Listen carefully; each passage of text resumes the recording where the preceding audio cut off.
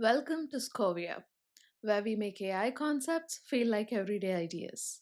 Life isn't black and white, and neither are good AI decisions. So, if you're asking your model for a simple yes or no, you're already throwing away useful information. Let's use a concrete example. Let's say that a patient is about to leave the hospital, and you want to predict whether this patient will come back in the next 30 days. You have tons of information: age, vital signs, lab results, diagnosis codes, and stuff like that. You want your model to help you decide who's safe to go home and who needs extra monitoring. If you just slap a straight line model on this problem, which simply predicts a number, it might say something like, this patient has a 150% chance of coming back. That makes no sense. Probabilities are not allowed to go below zero or above one. So, plain linear models are great for predicting numbers like sales or house prices, etc., but they're not built to give valid probability values. We need something that respects the rules of probability. We can still keep our linear model in the same form, but then we pass its output through a magical translator function. And this function is called the S curve, also called the sigmoid. Think of it as a squashing function.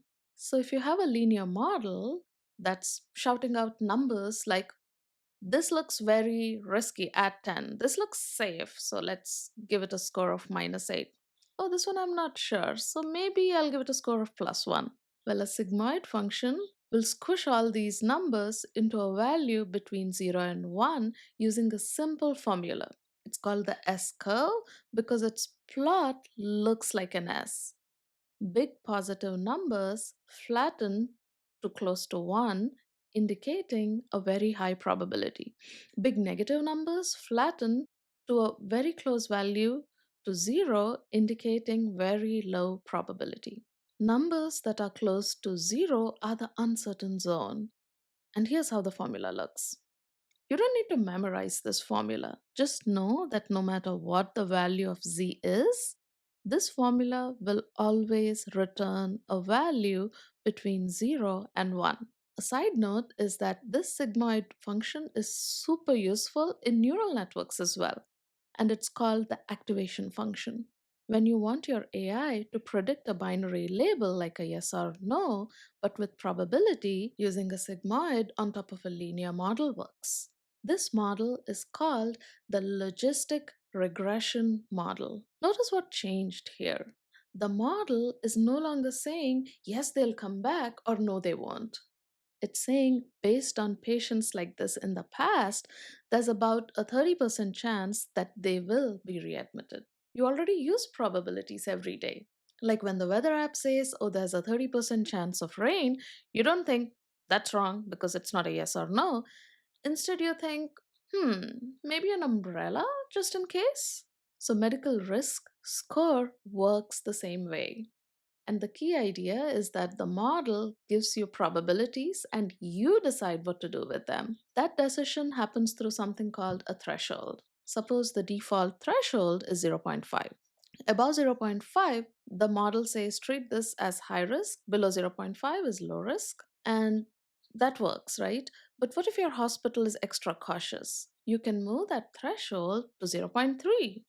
Now, more patients are flagged as high risk. In practice, you may not just have a yes or no, you can even create buckets. Below zero point 0.3 is low risk, zero point 0.3 to zero point 0.8 is medium, above zero point 0.8 is high, etc. So it's the same model with a different policy. The knob that you can turn is the threshold. Now, this is very powerful. Two hospitals can use the same logistic regression model but choose very different behaviors.